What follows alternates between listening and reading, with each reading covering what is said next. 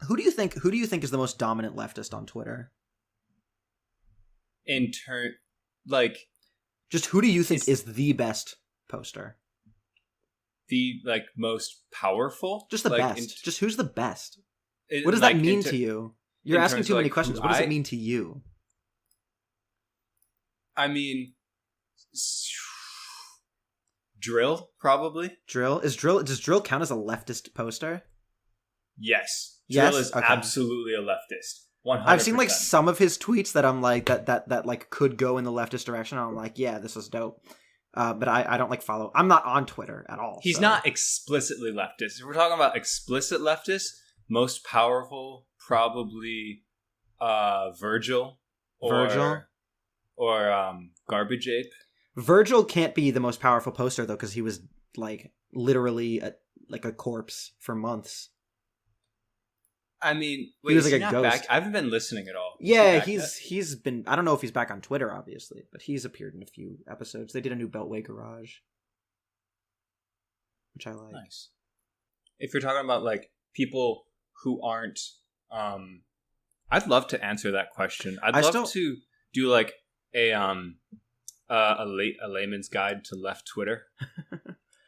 My fucking layman's guide to left Twitter is stay the fuck away. Really, literally, it does almost no good for my general mood. It does not help me. Yeah. At all. It helps me stay angry all the time. Actually, you know what? The most powerful leftist might be Jabuki. He is powerful. That's true. I have beef with him though. Because what could you possibly have beef with Jabuki about? He identifies as a short king, and he's 5'9". Absolutely. Are you not. Gatekeeping shortness? Yes, you are not a short. You need to be 5'7" or less to be a short king. I'm sorry. I think 5'7" is medium height still. It's the tallest you can be and still be a short king. I was gonna say 5'5", 5'6". Nah, 5'6". 5'6" is short. I don't know, man. I literally guess how tall I am. How tall am I? Are you 5'6"? I'm 5'5". See, I don't know. Anyone shorter than me, I cannot tell how tall you are. People tell me that they don't notice that I'm short these days. Mark, they because of your BDE. They tell me that I don't have short guy energy.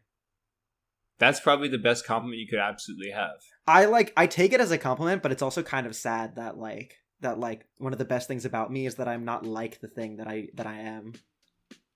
I mean, they're saying it would be really easy for you to be an asshole, but you're not. Yeah, well, I think could be the bagel man. I think short guy energy is exuding insecurity and kind of the thing where you're insecure about something and so you assume everyone else hates you for it, so you jump the gun about it. Aha. But in a way that's not charming at all. That could in no way ever be charming. It's actually, I take it back. Zach Fox, okay, Jabuki, and Drill, Garbage Ape, and then Zach Fox before he got banned from Twitter.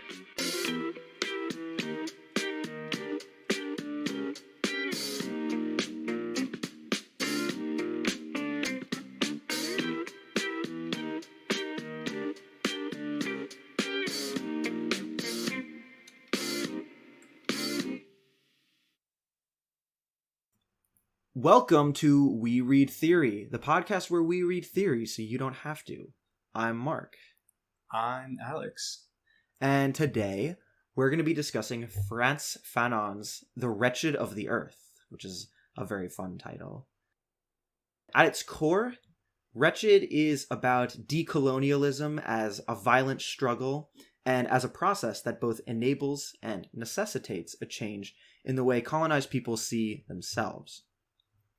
He begins with an extended discussion of the role of violence in the national struggle, but he does something rather striking with it.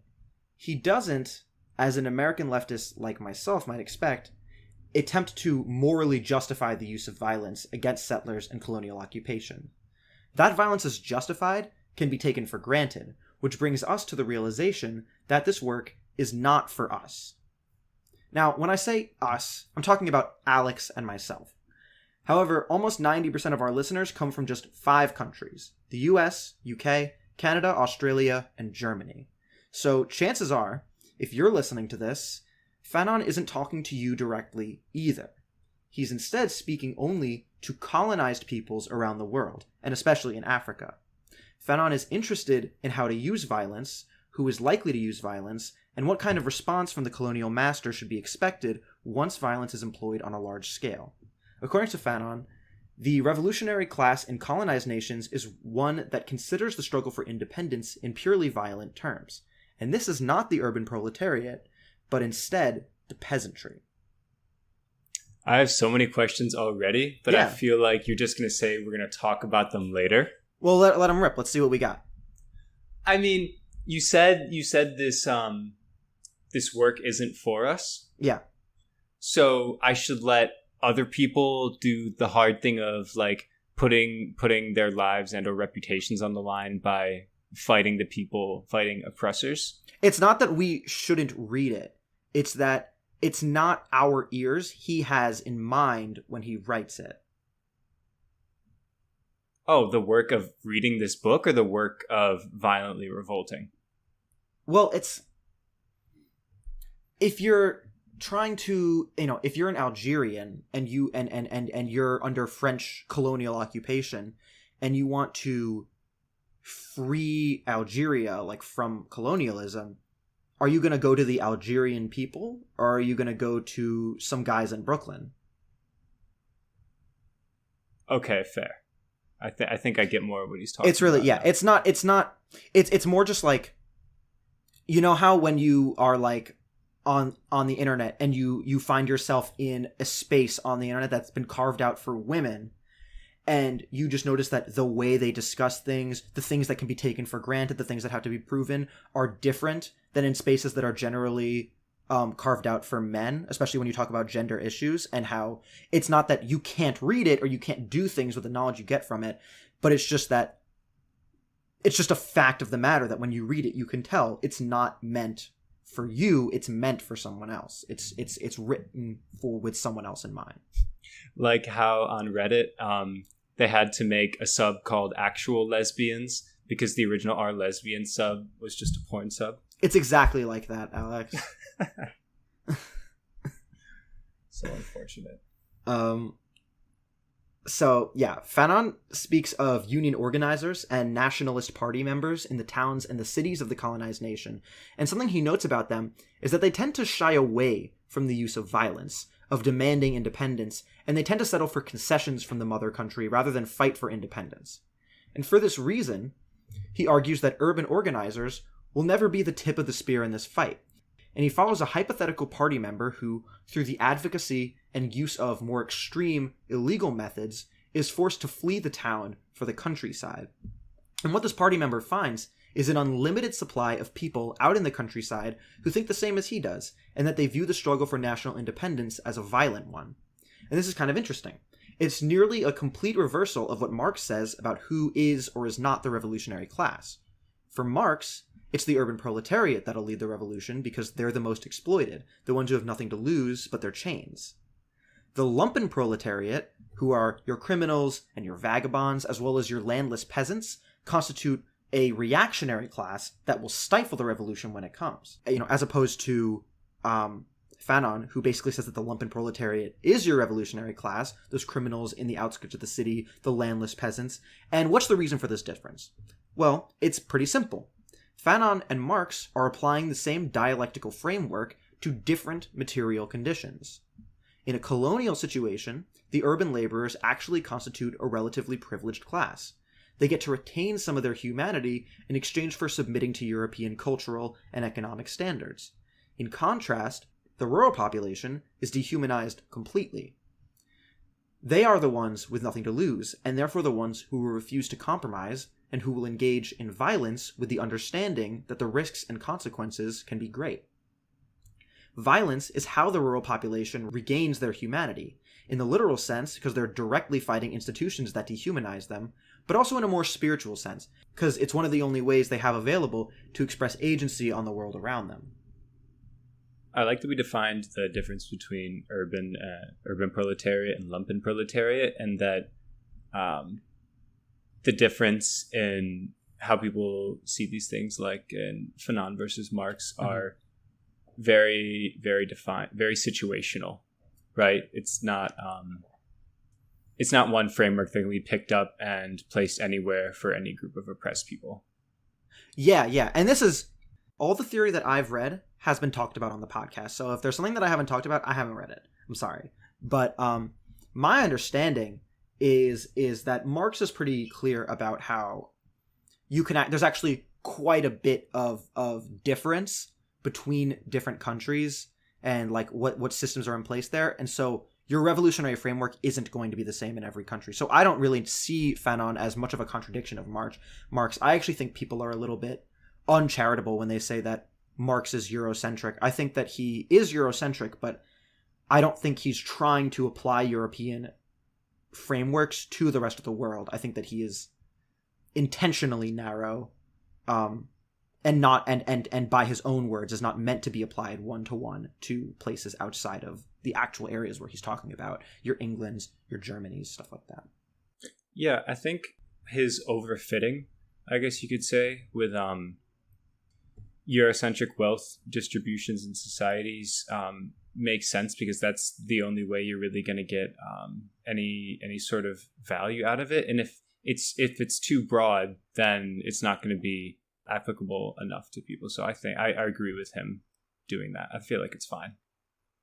Yeah, I mean, it's what he knows. It's where he's from. Right. Like for, if you have, let's see, like maybe like an Asian tiger country like Hong Kong or Singapore, where there's an incredible an incredible wealth gap, I think a different percentage or social class of the people are going to be I guess like the spark of revolution, versus a country where there's an actual middle class, which is becoming increasingly harder to find, but nonetheless. Dude, we should fucking read some like Japanese and like South Korean socialists. I was just thinking that. 100%. What the fuck? I have so many interesting like directions I want to go in with this podcast. If anyone has a recommendation for specifically a Japanese socialist in particular, like a post World War II Japanese socialist, I would love. I don't hate that at all. Yeah, I'm down. Yeah, I just finished up the Showa graphic novels written by I don't want to get his name wrong. I think it's Shigeru Mizuki. What's that about? It's a half autobiographical and half just like historical graphic novel series on the Showa period, which is the period of the emperor that we in America call Hirohito, which was from the 1920s to the 1980s. So it's a very long period, and he basically lived through the whole thing. And so it goes through his childhood, and then he serves in World War II in the Pacific on the Japanese side, barely survives, as with everyone else who barely survived, and comes back to a Japan that's, of course, changed forever. And you get kind of like a tangential view of the labor struggles, and there's a lot of really interesting labor history that happens in like that post-war period, especially in like the 1960s and such. Yeah, I'm down. Let's do it. So, the lumpen proletariat, and particularly the rural peasants, is the revolutionary class. And one of the things that you find about them is that they also tend to be more traditional than like the urban populations, which is pretty normal across most countries. And the role of tradition is also fundamentally different in colonized and colonizer nations. In France, for example, the tendency for the rural population to cling to tradition is part of what made them reactionary. Tradition in this context is something that the ruling class is interested in preserving for their own legitimacy. And this is the exact opposite of how tradition is dealt with in colonized nations. When European nations colonized Africa, great efforts were made to erase, sideline, and delegitimize native cultures as inferior and animalistic. And this in part served to justify colonialism morally to those who engaged in it, and also to instill a sense of inferiority in the colonized population itself. In this context, holding on to tradition is an act of defiance against entrenched power. I took a class on English class on diaspora. I'm sorry, I keep interrupting. Is this Jewish diaspora? No. Unfortunately, it wasn't with the GOAT Randy Friedman. Okay. But I did learn a little bit about Jewish sociology from him, which was really nice and helped me to understand a lot of things about like Jewish family values, which was nice. But we were reading books about life on a reservation as a Native American. Yeah. And the idea that you're like this colonizer savior and you think of yourself as a good person when you're quote unquote civilizing these savage people and what the idea of savagery is and how fucking gross that is just never occurred to me.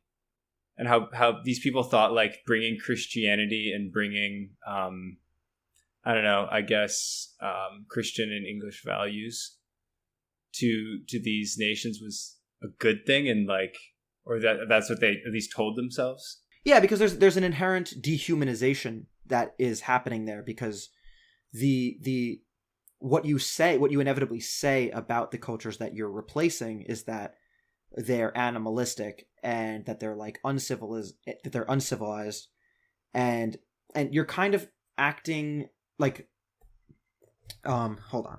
Fanon has a great quote that I didn't actually put in the script, but, on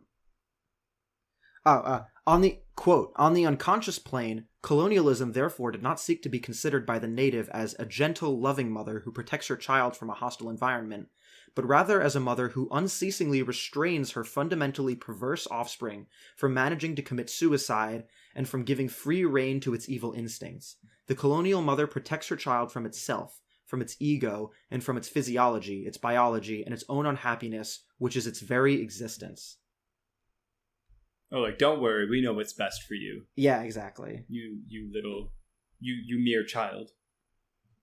So, within the imperial cores of Europe and the United States, a prerequisite for a successful revolution is that the working class must develop class consciousness. And by this, I mean that workers must become broadly aware of the fact that society consists of a class of people that works and a class of people that reaps profit through ownership of the means of production.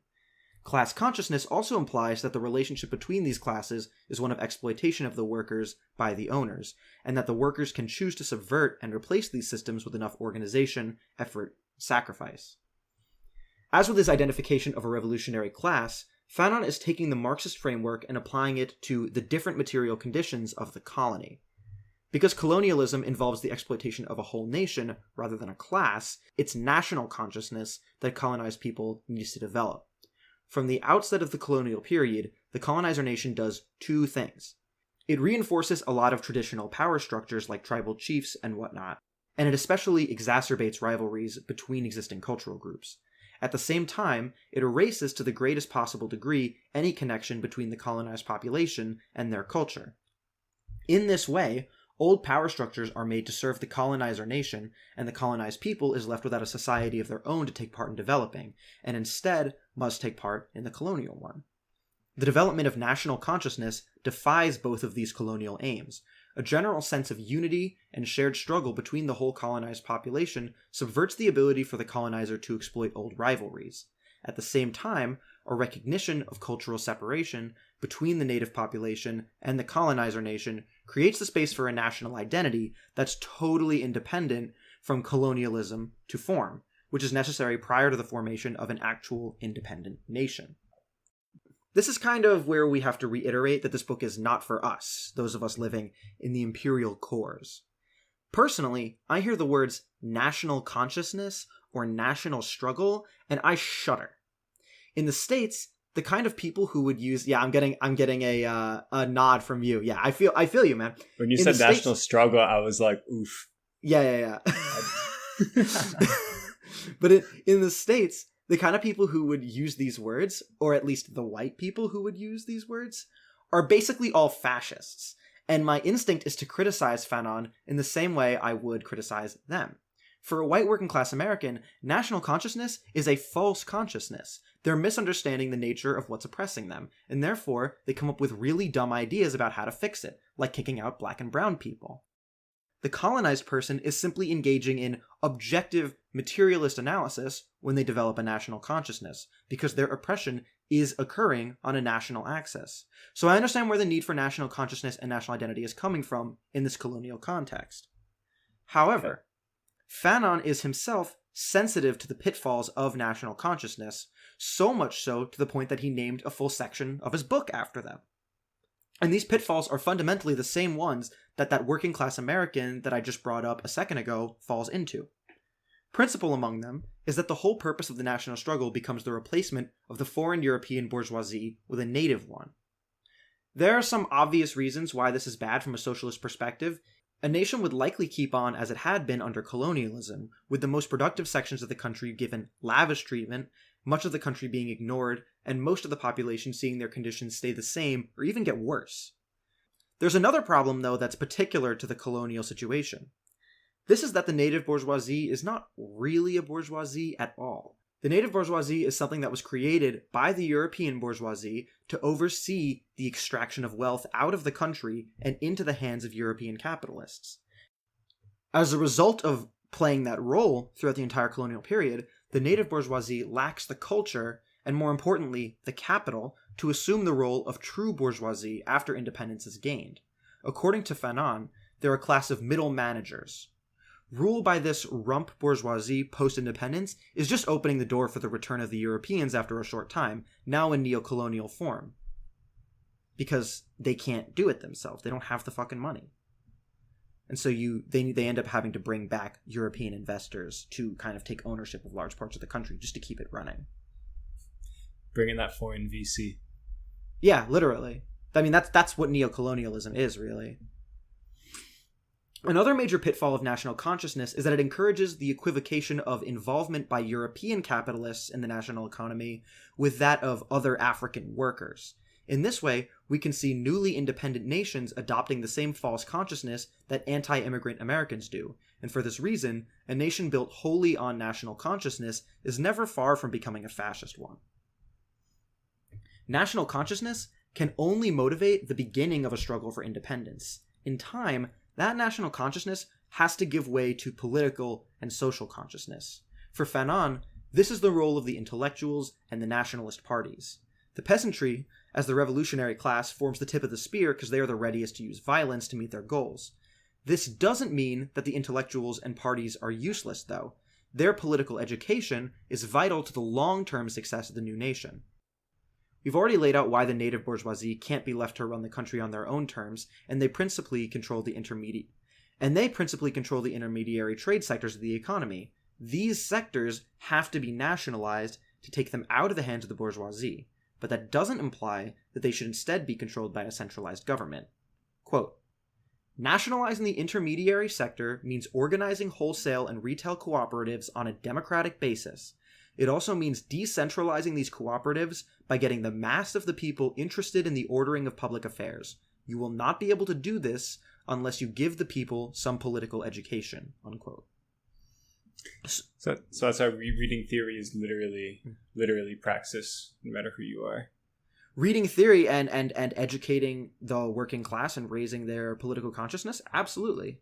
And not only that, but applying it, because I guess he was saying, like, whether it's education or religion or just any sort of national consciousness movement, doesn't really matter if you're not applying it at all, which is obvious, but I think an important distinction. Like, you can get right up to the edge of the cliff, but if you don't jump, then nothing really matters. Yeah, you haven't built a successful nation because you fucking shot all the soldiers at, like, the checkpoint and, like, got them to leave the country. Like, you need to actually have an idea of where you're going with the whole process, and you need to be aware of where the problems actually come from in order to solve them.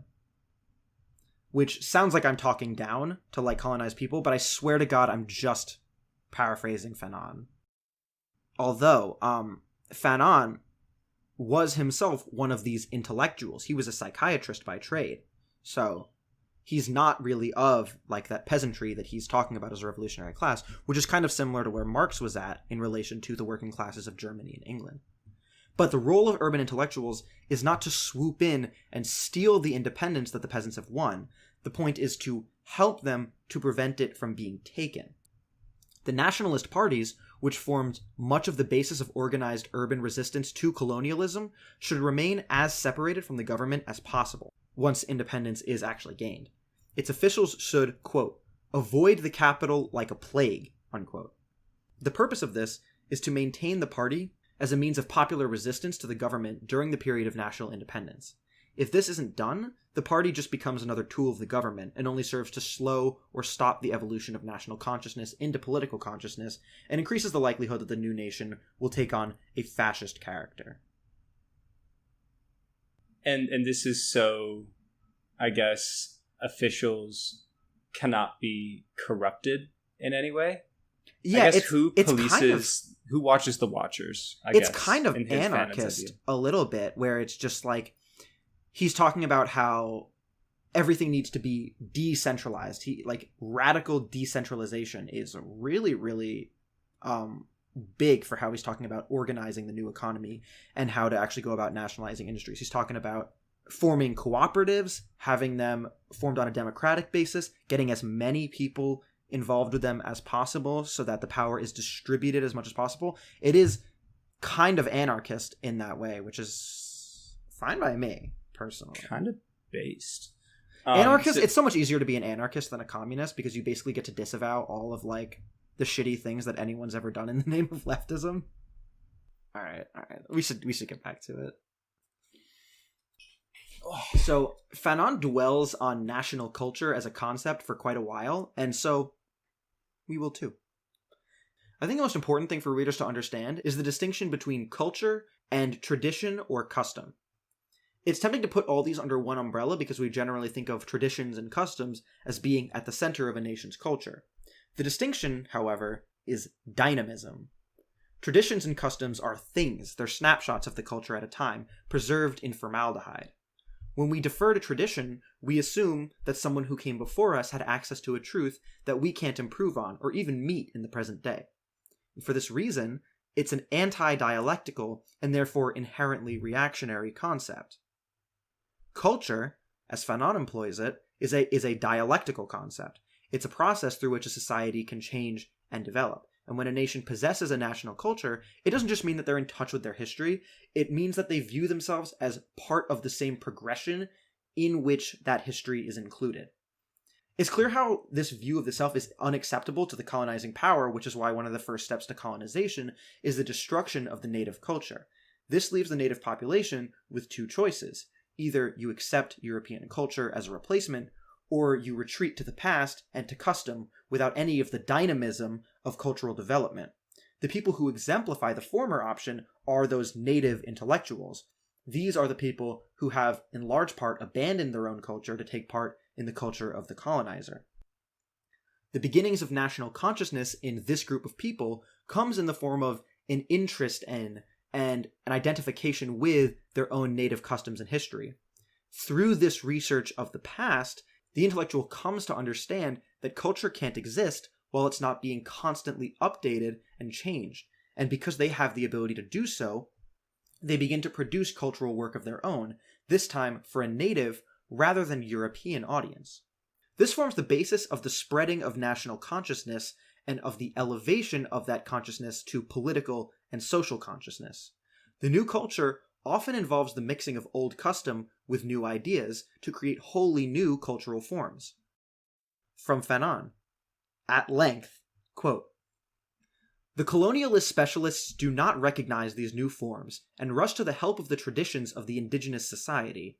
It's the colonialists who become the defenders of the native style. We remember perfectly, and the example took on a certain measure of importance since the real nature of colonialism was not involved. The reactions of the white jazz specialists when after the Second World War, new styles such as the bebop took definite shape. The fact is that, in their eyes, jazz should only be the despairing, broken-down nostalgia of an old Negro who's trapped between the 5 glasses of whiskey, the curse of his race, and the racial hatred of the white man. As soon as the Negro comes to an understanding of himself and understands the rest of the world differently, when he gives birth to hope and forces back the racist universe, it's clear that his trumpet sounds more clearly and his voice less hoarsely." Unquote. Once the population has begun to produce culture that is new and that's self-referential, the days of colonialism are officially numbered. So tradition might be the Confederate flag as part of state flags, and culture might be understanding its significance but knowing it doesn't belong in state symbols. Yeah. Tradition is a statue of Lee. Culture is the graffiti people are putting on it right now. That was a good fucking quote. I enjoyed that thoroughly. I have no notes. Fanon concludes everything with a simple request: that newly independent African nations do not attempt to copy Europe in their quest for prosperity. While Europe has created quite a bit of prosperity for itself, it's dragged much of the rest of the world into misery and decline in return. When the colonized people of the world rise up, there's no one else left to exploit.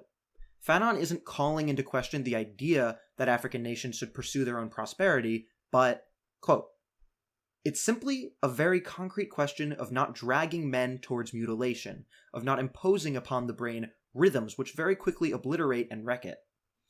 The pretext of catching up must not be used to push man around, to tear him away from himself or from his privacy, to break and kill him." Unquote. In short, Fanon is urging against African nations copying Europe's production fetish, a fetish I encourage Europeans and Americans to likewise abandon. So what did we learn? We learned that applying dialectical materialism to colonized nations yields different results from industrialized European ones because the material conditions are different. We learned that an oppressed people must develop consciousness of the axis along which they experience their oppression: class for the urban proletariat of Europe, nation for the peasants of Africa. And finally, we learned that an identity which exists only in reference to the past is not an identity at all. And that's right where the bourgeoisie wants you. So always look to the future. See yourself not as part of a culture that's already defined, but as someone with the power to define culture yourself. When the chains in your mind are broken, only the ones on your body remain. And that's a brilliant callback to our last episode, is it not? Or was that some new thought wholly unrelated? Well, I think it's totally unintentional, but we're talking about similar ideas, so it makes sense. I feel like I was channeling my leftist Pete Buttigieg for that last bit. Oh, Jesus. Oh, God. Oh, that... Okay, I think you actually had a coherent theme, so it was wholly unlike Pete Buttigieg. Okay, and there's actual substance behind what you were saying. There is. So I know for a fact that there's one listener out there, at least one listener, who has definitely read this book twice or more. So you have probably noticed and observed that we skipped a complete section of the book that has to do with how colonialism interacts with the mental health of people who have to suffer it.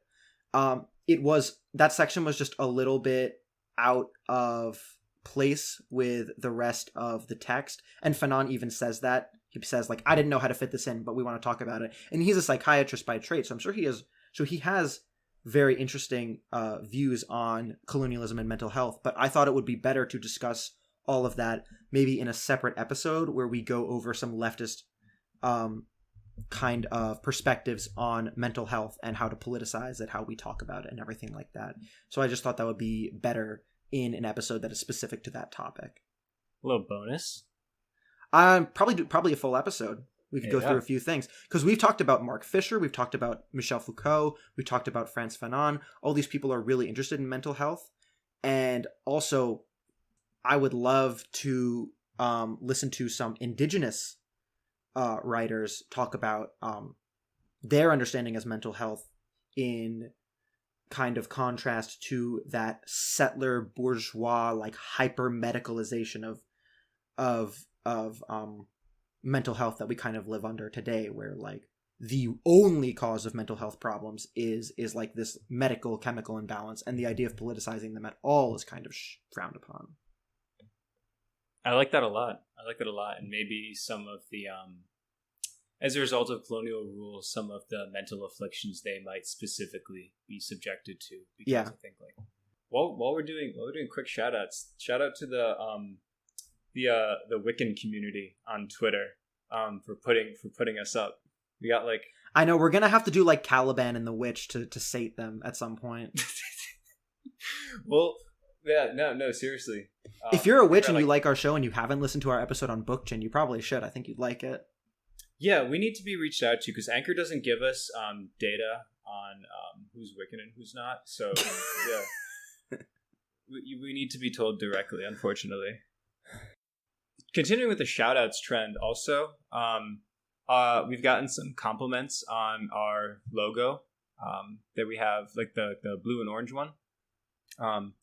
The artist is a friend of mine who produces great music. You can follow her on Twitter and Instagram at Hunjiya, Hunjiya. She's released a bunch of new stuff recently, and I personally really enjoyed it. Also releasing music under Indigo World on Instagram, and you can find her on Spotify and all those other nice things. But I think that's all we have for you guys today. Love you guys, and make sure you shout out to Twitter as well. Oh fuck yeah! It's the one consistent thing I do. Okay. We're gonna write it out. We're gonna write out the whole outro at some point. Every single time. Right. Please rate us and review us on Apple Podcasts, Google Podcasts, or wherever you get your podcasts. And if you feel so inclined to watch me shitpost when I should be working, you can follow us at We Read Theory Pod on twitter.com. And yeah, that's about it. Love you guys, and if I don't see you, good afternoon, good evening, and good night.